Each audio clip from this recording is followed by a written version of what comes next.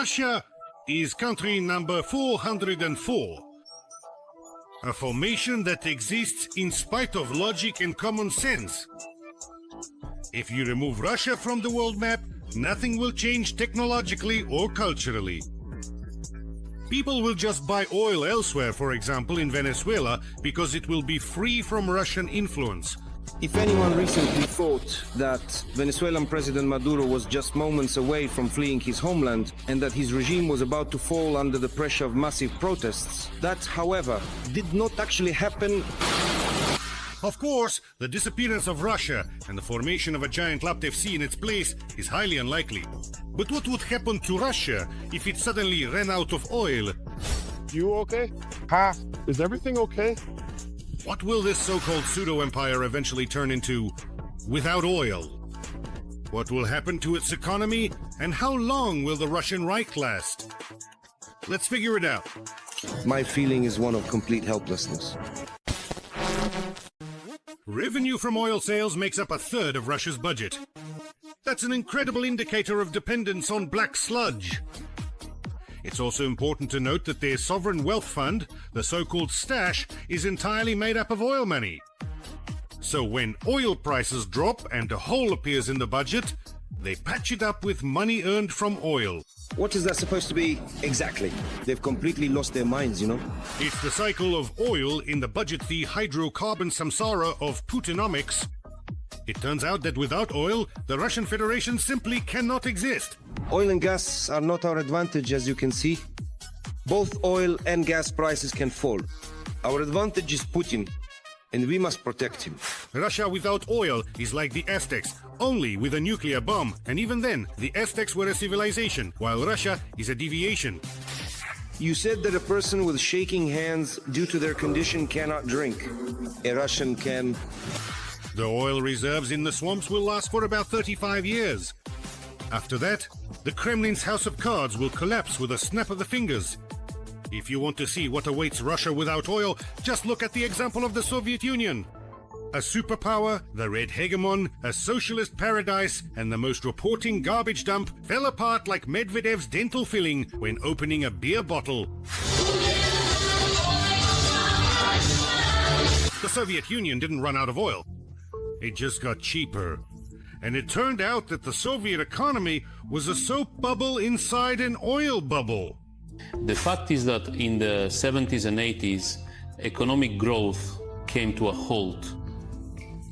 The country was still living well because oil prices doubled in the early 70s due to the Arab-Israeli war. Then there was a drop in oil prices. Some people believe it was a conspiracy between the CIA and Saudi Arabia to force Russia, the Soviet Union, to withdraw its troops from Afghanistan. But even if that's true, of course, a normal country should be able to cope with shocks of this kind. In the Soviet Union, the money ran out for everything at once. For food, for science, and most importantly, for the KGB and the prison guards. That's why the prison of nations quickly fell apart. What remained was a smaller prison under the rather questionable name of the Russian Federation. I'm not doing anything. In Russia, the disappearance of oil would be even more catastrophic because Russia, as it currently stands, doesn't have anywhere near the industrial capacity that the Soviet Union had. About 10,000 employees have now been temporarily left without work, but during this forced downtime, they are promised the legally required compensation. So in Muscovy, without oil, there would literally be nothing left. Everyone understands that Avtovaz, with all its so-called innovations, is less technologically advanced than Halva production. So I went into Avtovaz dealership and the Niva costs 1.3 million. They say, well, it has a new multimedia system. Basically, that's how it is. Box, here's the multimedia system. You try to shift into first gear, it grinds, it doesn't engage. Same thing with third gear. Smoke. The manager says, ah, hell, you can just bend the lever a little. People do that. Oil finances everything in Russia: education, healthcare, and most importantly, the military. And the military takes the biggest share. Even now, when hydrocarbon prices are above average, there's already not enough money for healthcare and education. To produce more shells, fewer Russians need to be treated. To produce more missiles, fewer Russian children need to receive a secondary education. It all makes sense.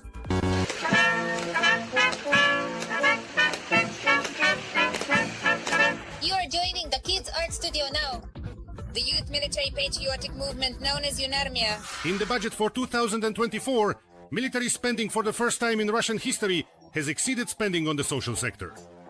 Russia is officially not a state for the people, but a state for the disposal of its people. There were 8 of us participants in the special military operation. 7 of them were killed. We couldn't say goodbye to the last participant of the special military operation who died, because there was no road to the village. The disappearance of oil will, without a doubt, hit propaganda very hard. The entire so-called cultural and media sphere relies almost exclusively on gas and oil dollars for its continued existence. And we absolutely spare no effort in making sure.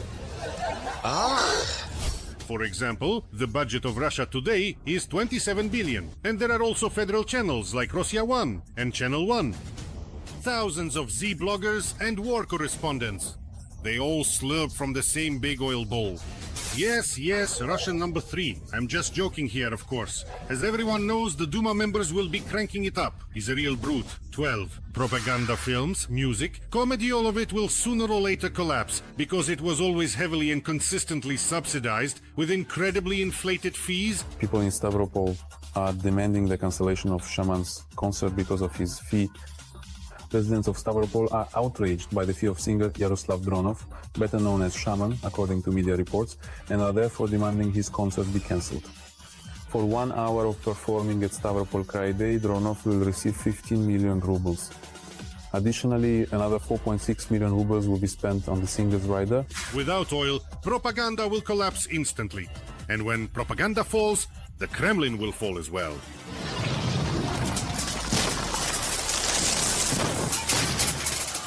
Subsidized regions, which were held together only by massive financial injections, will inevitably begin to break away from Russia. Without petrodollars, Kadyrov will deflate to the size of a single barrel, and his Kadyrovites will scatter like cockroaches, looking for a more successful Padisha.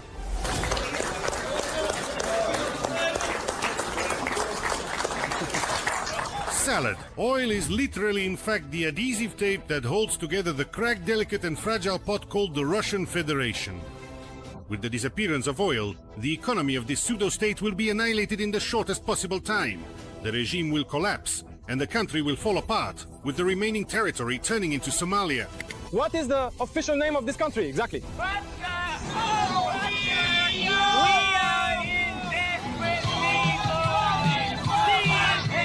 Americans and Europeans will once again have to import bush legs to feed the residents of the superpower.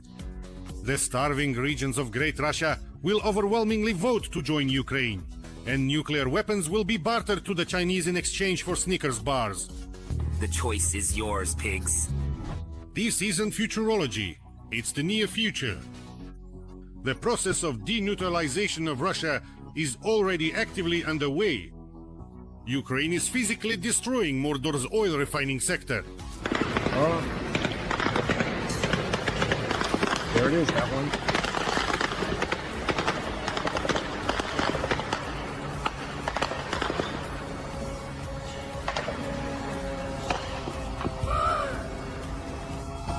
Damn. Because of Ukrainian drone attacks, gasoline production in Russia has dropped by 15%. And this is just the beginning. The strikes will continue, and it's practically impossible to restore the facilities due to Western sanctions.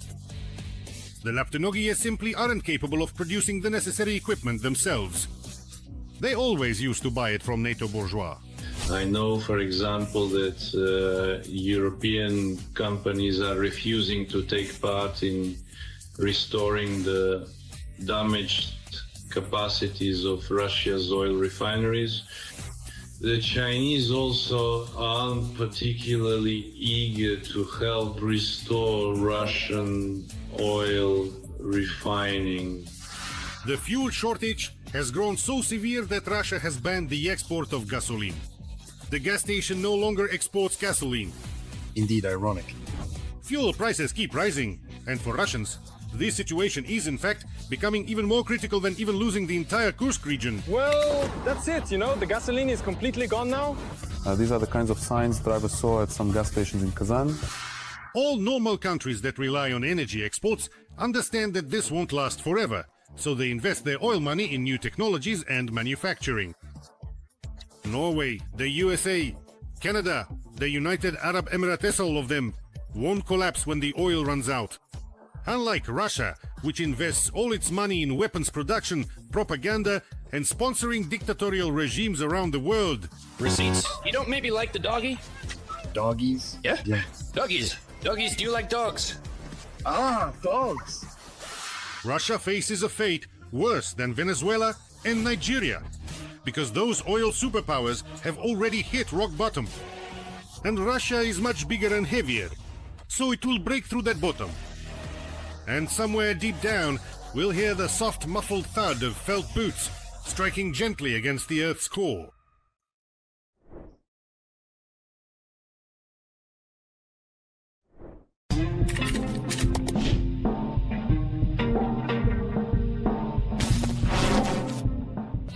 Russia is a prime example of the absence of statehood.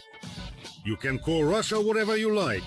A mafia organization, a club of slaves united by common interests, a swinger party where most of the population is always in the same position. But one thing is certain, modern Russia cannot be called a state, because the Kremlin has eliminated all the hallmarks of statehood. The justice system gone.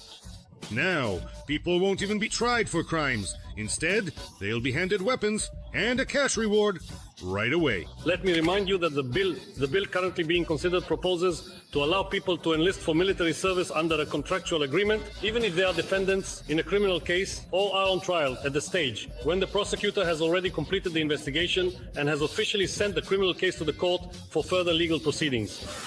International obligations gone. Her constitution completely gone. Until. Yes. But her term is actually ending quite soon, isn't it? She's really not a bad president, except for, of course, basic civil rights and the legitimization of political power through elections completely gone. Upbeat music. Don't film me there either, just like Irina Uglanova. All right, I'll go with her. Let's help out. Of course, a state can exist without elections, with a subjugated population in the form of a monarchy or a dictatorship. But Russia doesn't even have that. Putin's power and authority are already being openly challenged. Well, here's my opinion. 30 years ago, the Union was dismantled. Yeltsin sold out to America, and everything that's happening now, damn it, it's all betrayal. The traitors are sitting in the Kremlin. That's it. Period. Planes are crashing, explosions are happening, inconvenient people are being eliminated, thrown in prison, they do whatever they want. So, guys, we need to understand that when we come back from the front to civilian life, in reality, the war doesn't end. The idea that the balding Aquila messed up and needs to be kicked out is already circulating even in the propaganda studios. So let's move on to concrete solutions already. And if that requires the resignation of the Supreme Commander, well, as my friends say, I understand that I'm not really the person, well, it's not my pay grade to make such decisions. But let's still take the best of what we had. The chubby Sharpay was probably talking about creating a Supreme Command headquarters, like under Stalin. But here what's important is the reaction of everyone else in the studio who understood his words in a completely different way. As they say, everyone heard exactly what they wanted to hear. Resignation of the Supreme. Putin started the war to strengthen his own power and go down in history as a great conqueror and unifier of lands. During the formation of the Soviet Union, originally Russian territories that had absolutely nothing to do with Ukraine never had any connection like the entire Black Sea region, and the Western Russian lands were transferred to Ukraine with a strange justification to increase the percentage of the proletariat in Ukraine. But Ukraine has shown that Putin is really just a boy in underwear with brown stains. They took a 3-year-old child, a little boy, just in underwear and a t-shirt like Jesus himself, and nailed him to a board. Putin has lost his authority not only in the world, But what's most frightening for him in Russia itself? Now Putin's power is being openly challenged, and it's being done demonstratively. The conflict around wild berries may well mark the beginning of the end for the Ozero cooperative.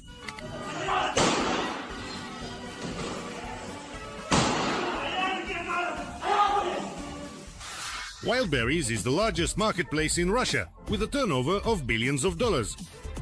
People in Ukraine heard about it when Russian soldiers were looting its branches in the Kursk region.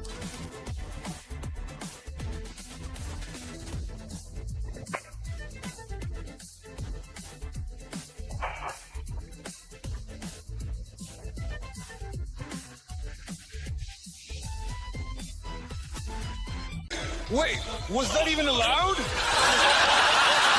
Naturally, in the mafia-like entity known as the Russian Federation, people in high offices immediately wanted to seize control of such a lucrative business. The only problem was there turned out to be two such offices. Now, it's unclear which one is actually higher.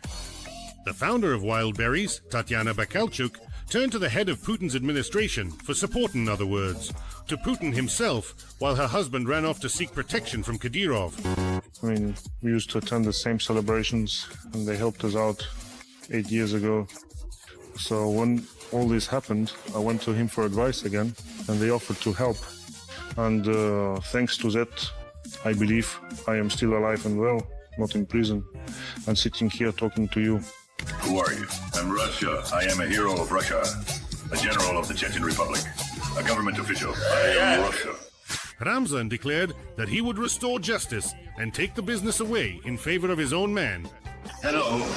Greetings. It's been quite a while since we last saw each other, but I recently heard that you're having some problems. Good afternoon. Things aren't going so well right now. My wife left home, got involved with some shady company. Kadyrov couldn't have been unaware that Wild Berries is under Putin's protection. So it turns out, Kadyrov openly went against Vovochka, openly challenged his spheres of influence. They scare people with these problems, and then they make decisions that are unfounded and not thought through. What is this, really? They've completely lost their minds, you know? Before the war with Ukraine, something like this would have been absolutely unimaginable. For a governor of a not-so-large and subsidized region to squeeze business away from the Tsar. And now Kadyrov is doing it boldly and brazenly, using weapons.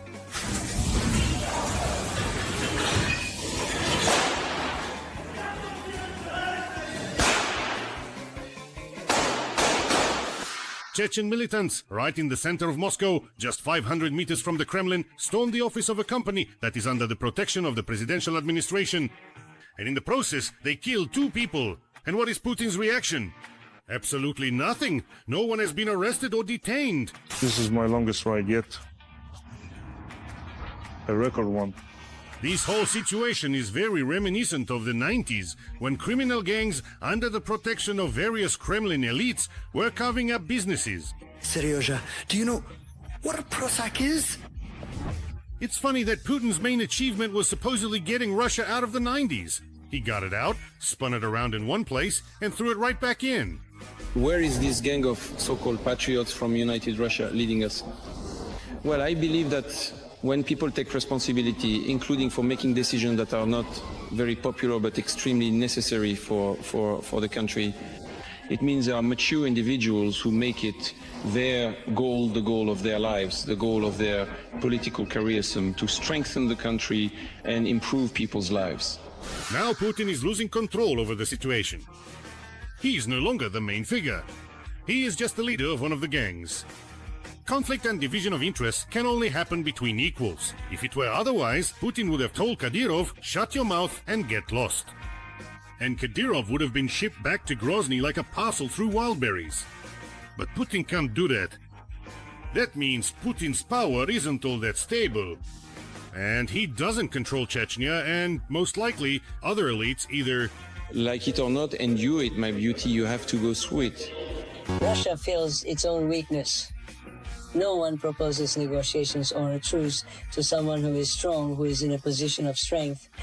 This is always the action of a weaker opponent in a difficult moment when he believes that only negotiations can help him get out of a tough situation.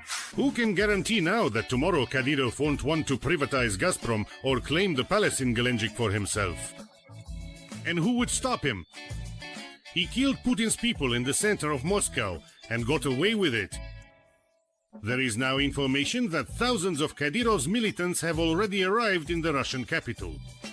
Why and for what purpose they can only speculate.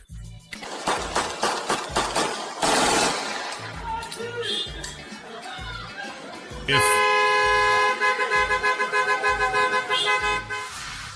Kadyrov manages to take a major business away from Putin, will he really want to stop at just business? Let me remind you, Russia is not a state, it is an organized criminal group.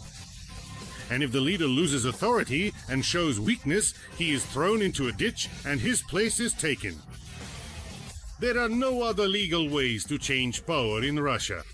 You swore an oath not to the Tsar, not to a usurper, not to the president, not even to the state, but to the country and its people. And so, when the time comes, you must act in accordance with your oath, with honor and dignity. This man, who is the commander-in-chief, and those who are now commanding the armed forces, have also disgraced us and destroyed our reputation, which was built up over centuries. And for that, Putin has only himself to thank. And the Russian population will swallow it all. Even Kadyrov, serving as president, and Alauddinov as the patriarch of the Russian Orthodox Church. And today we are the army of Jesus. We are not hiding this from anyone.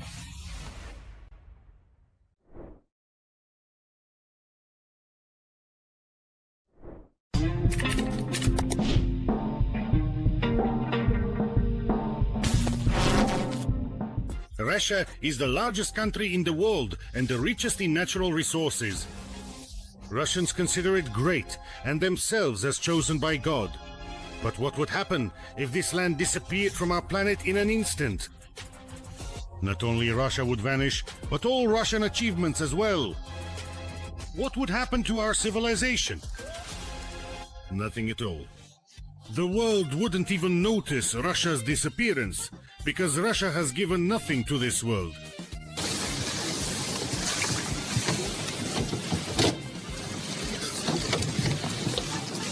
To be continued.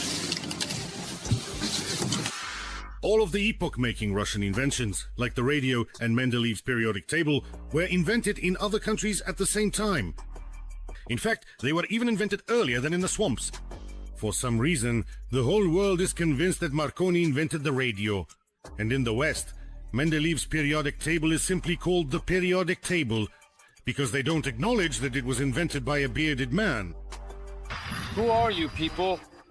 I didn't invite you. Go to, The French consider their compatriot, Alexandre Émile Béguier de Chamcourtois, to be the pioneer.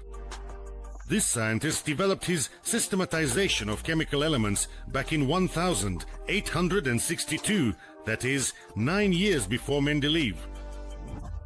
The English attribute these achievements to their own Willy modeling and John Alexander Newlands. Both scientists attempted to systematize the chemical elements in 1864. Here, it doesn't even matter who came up with it first. What matters is that, as we can see, even without the Russian Mendeleev, the world would still have ended up with a table. And it's the same in all areas of culture, science, and life. Cars, airplanes all copied from Western counterparts, and copied very poorly at that.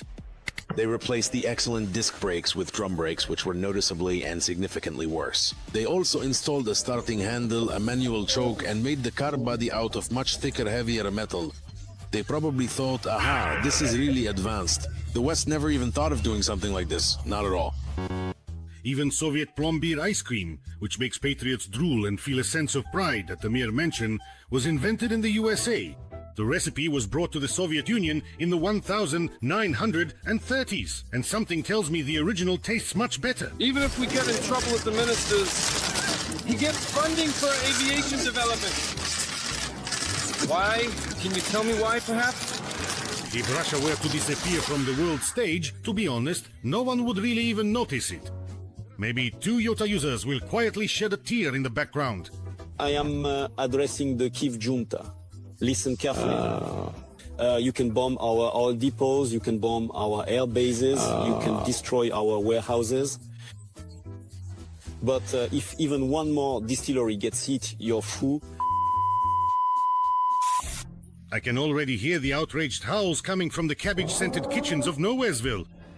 But what about ballet and literature? What's the name of this country, if you don't mind me asking?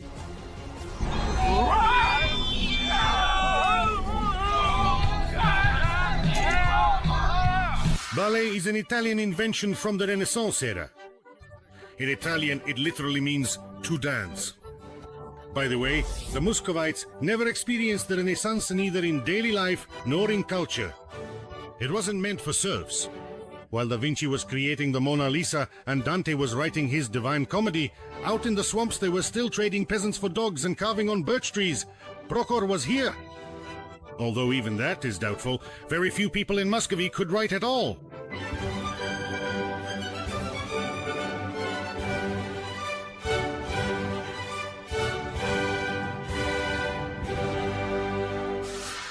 And ballet only took root in Russia in the 19th century, developed by Western choreographers and composers.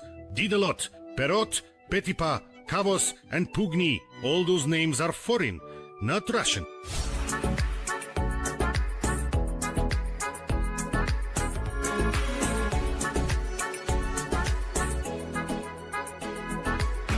The world will probably survive the disappearance of Russian literature as well. We can easily do without the imperial propagandists Pushkin and Dostoevsky. And Leo Tolstoy wrote half of War and Peace in French, so at least 2 volumes will remain.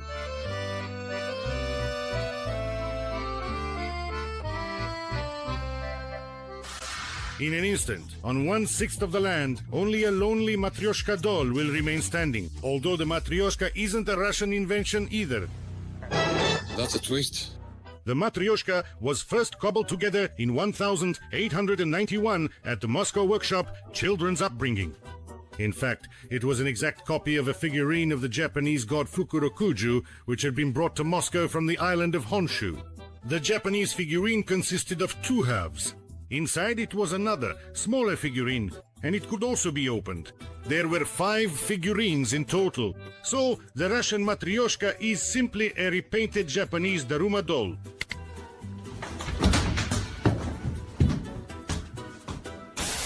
If the USA, Britain, France, Germany, Japan, or China were to disappear, the world would plunge into the Stone Age. Our civilization would cease to exist without the achievements of these countries and peoples.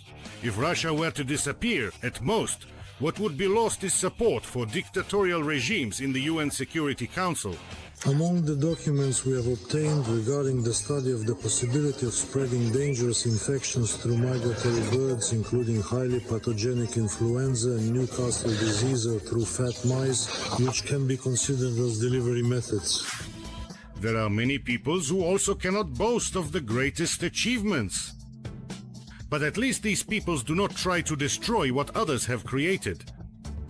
As for Russia, its goal is to break and defile everything that cannot be stolen.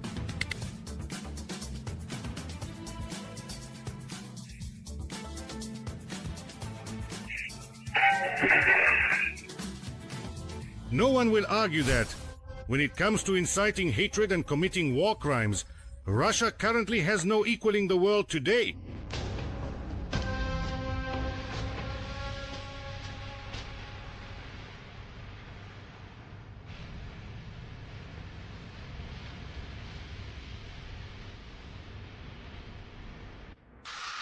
If Russia were to disappear, dozens, or perhaps even hundreds, of smoldering conflicts around the globe would vanish as well. Moscow supports dozens of dictatorial regimes and terrorist organizations with both weapons and finances. Russia has reached a point where it does this openly.